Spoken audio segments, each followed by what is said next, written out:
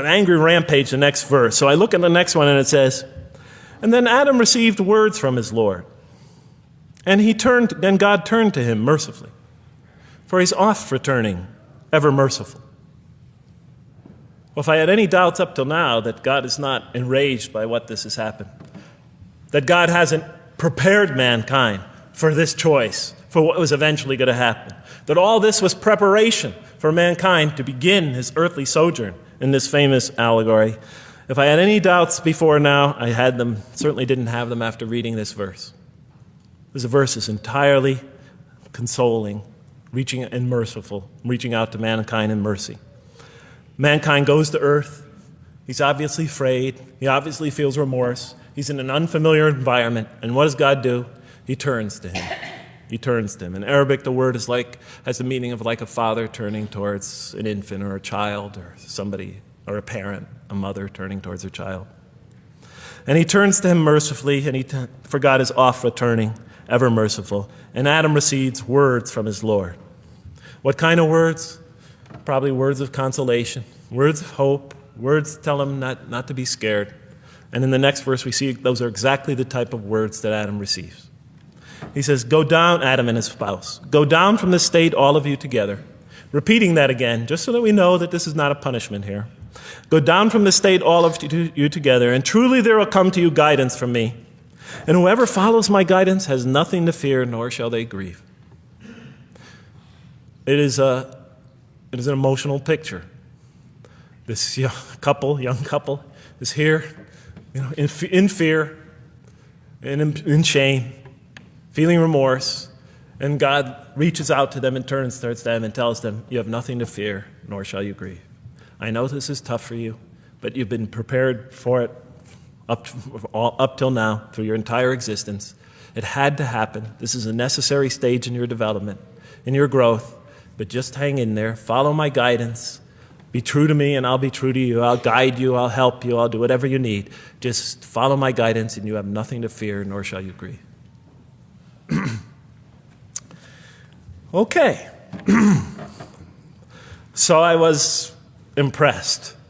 I thought this author, whom I didn't know, I thought was extremely brilliant.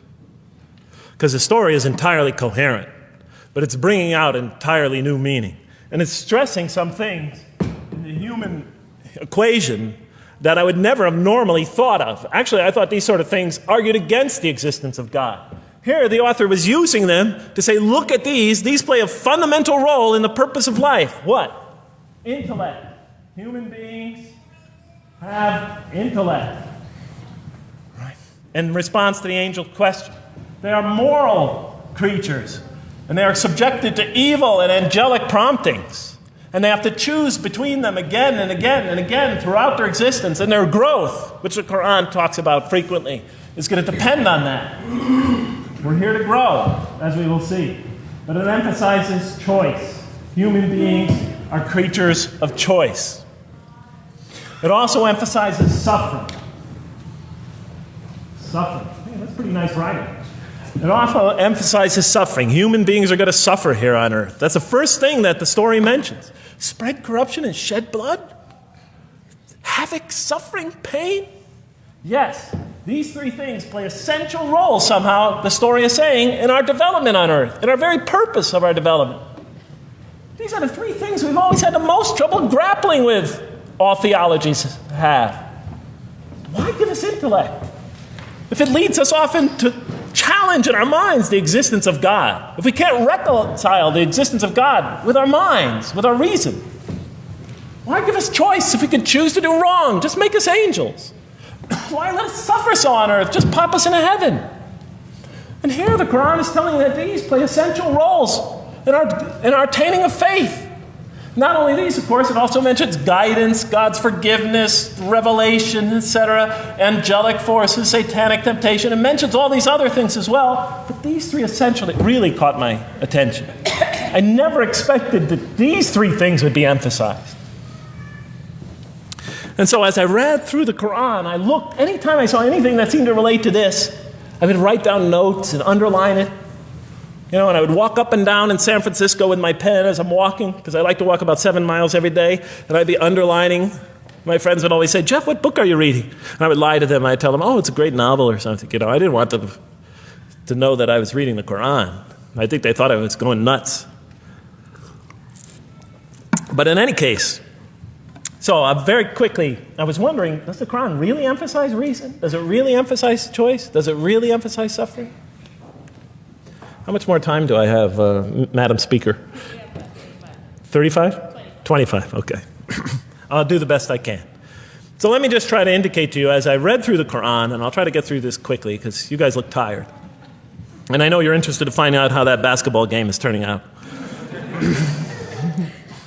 Let's see, does the Quran really emphasize reason as essential to human growth, to this experience we're having on earth, to our very purpose? And the answer is definitely yes. So much so that even Western Orientalists, people who wrote against the Quran, said that this is a major feature of the Quran, a feature that you cannot miss.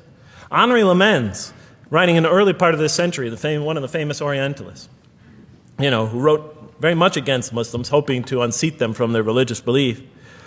He wrote, "The Quran," and this is his quote, "is not far from considering unbelief as an infirmity of the human mind." Unbelief is, he thought, and he was saying it mockingly, is like, you know, you can't think straight. You're not using your mind right, as my father used to say. Maxime Rodinson wrote at length about the rationalistic approach of the Quran to faith. And this rational tone of the Quran is one of its most salient features, beyond doubt. I'll just give you a few quotations. One of its fundamental themes is that people ignore or reject God's signs and corrupt religion precisely because they do not use their reason. And the Quran will say that again and again and again. The Quran says about the disbelievers, they refuse to reason and are a people who do not reason. I have 7 such quotes in the Quran. The Quran will say, "Will you not reason?" It mentions that 14 times to the reader. God reveals signs and lessons and admonitions so that, and this is a quote from the Quran, perhaps you will finally use your reason. There are 8 such statements in the Quran. From the Quran's viewpoint, reason and faith are